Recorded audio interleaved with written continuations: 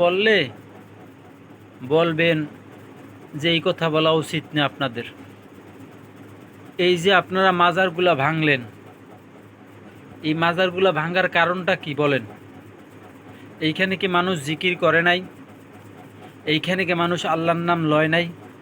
তো কেন আপনারা এই মাজারগুলা ভাঙলেন? গাজার আসল মিলেই তো বেহায়াপনা হইতো। এই জন্য ভাঙছেন? হ্যাঁ, না এইটা কোনো বিষয়? এইটা কোনো বিষয়? ওইখানে গাঁজা খায় এরকমের কোনো প্রমাণ দেখাইতে পারবেন আপনারা? কবজা কাইটে ফেলামো যদি এরকমের দেখাইতে পারেন,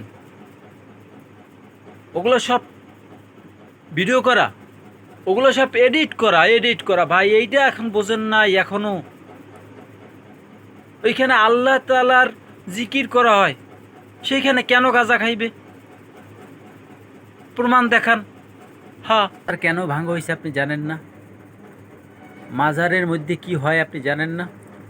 ওইখানে বেহায়াপনা হইতো আপনি জানেন না? ওইখানে গাজার আসর মিলতো আপনি জানেন না? ওইখানে যে জিকির করে ওই জিকিরও যে শুদ্ধ হয় না এটা আপনি জানেন? ওদের কাছে জিজ্ঞেস করেন যে কালেমা লা ইলাহা ইল্লাল্লাহ মুহাম্মাদুর রাসূলুল্লাহ, ওরা এইটাও স্পষ্ট সুন্দরভাবে বলতে পারে না। আরে ওরা কি জিকির করবে? জিকির করার জন্য তো নিজের একটা পরিপূর্ণতা দরকার ভাই দোস্ত। শুধু জিকির করতেছেন, আরে এই জিকির তো মন গড়া। আরে মনে যেভাবে চাইতেছে ওইভাবে করতেছেন। মনে চাইতেছে খায়েশ মিটানোর জন্য তো খাইতেছেন, গাঁজা খাইতেছেন, বেহুশ হয়ে পড়ে রয়েছেন, ওইটাও আপনাদের জিকির চলতেছে।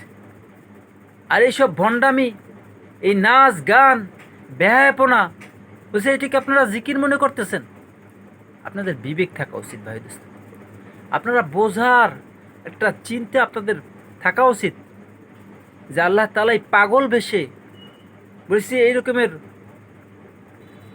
বেহায়াপনা বেশে জিকির করার কথা বলছে।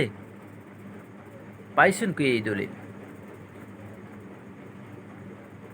বুঝতে পারছেন এখন এখানে কি হয়? দেখেন নাই? একটু চিন্তা করেন।